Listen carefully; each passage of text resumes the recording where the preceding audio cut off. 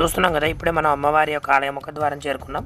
ఇక్కడ మనకి ఆలయ సమయాలు కూడా రాసి ఉన్నాయన్నమాట. మార్నింగ్ 1 నుంచి 12 వరకు, తర్వాత 4 to 7 PM అని.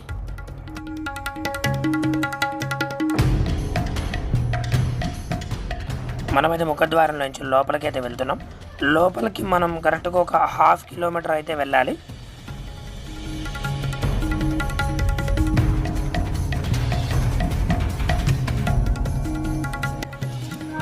సో ఇప్పుడే మనమైతే అమ్మవారి ఆలయం దగ్గరికి అయితే వచ్చేసాం. చూస్తున్నారు కదా, ఇదంతా కూడా అమ్మవారి ఆలయ బయట ప్రదేశం. ఇప్పుడు అమ్మవారి ఆలయంకి అయితే లోపలికి అయితే వెళ్దాం.